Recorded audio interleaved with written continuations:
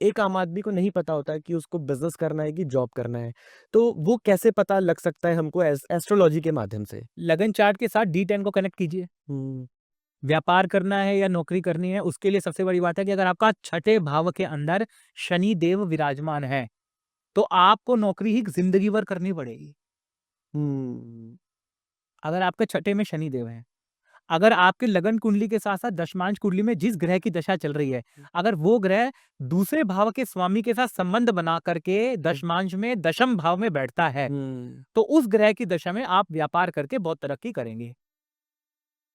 Basically ज़्यादातर हम नौकरियाँ शनि ग्रह से देखते हैं कि अगर आपकी कुंडली के अंदर जो है छठे भाव के अंदर शनिदेव है, तो आपको बेसिकली नौकरी ही आपको सूट करेगी, ओ आपको व्यापार सूट नहीं करेगा। दूसरी बात हम ये देखते हैं कि आपकी दशा में कितनी ताकत है। हुँ, आपकी शुक्र की दशा देखिए, अगर आपकी शुक्र की दशा चल रही है, शुक्र किसका कारक होता है? लग्ज़री का कारक लग्ज़री का। होता है ना? हुँ, शुक्र होता है अच्छे क कपड़ों का कारक होता है। तो हम कहते हैं भई आप अगर शुक्र शुभ है, तो आप कपड़ों का व्यापार कीजिए। हुँ, पहले तो हमें ये देखना है ना सर कि इसके पास पैसा भी है बिज़नेस ल करने के लिए कि नहीं? बिल्कुल, बिल्कुल, हम कहते हैं जी तुमको तो बिज़नेस सूट करेगा बिल और बंदे का पैसा ना हो, बिल्कुल। व्यापार में लगाने के लिए हाँ, क्योंकि व्यापार तो होता ही पैसे से पैसे से, बिल्कुल। है ना? हुँ, तो हमें ये देखना पड़ेगा भई तुम कितना इन्वेस्टमेंट कर रहे हो, क्या कर रहे हो? हुँ, अगर तुम नहीं कर रहे तो हम ये देखेंगे कि भई नौकरी ही कर लो तो ज़्यादा बेटर है। बिल्कुल, लेकिन अगर तुम्हारे पास पैसा है, बिल्कुल बिज़नेस मौका लगे। करिए और हुँ, तुम्हारी शुक्र की दशा चल रही है, आप फैशन डिज़ाइनिंग के बिज़नेस में जाइए, हुँ, आप बुटीक के बिज़नेस में जाइए, आप सैलून के बिज़नेस में जाइए, आप कॉस्मेटिक के बिज़नेस में जाइए। अरे शुक्र तो पता नहीं इंसान के जीवन में एक लग्ज़री का कारक होता है। हुँ,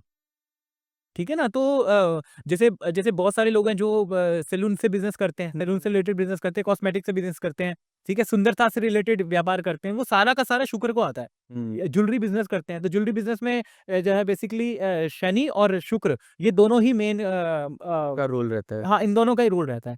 तो ये हाँ, इनकी दशा को चल रही है अगर, तो आपको ये बहुत फ़ायदा करेंगे। Right, right, right.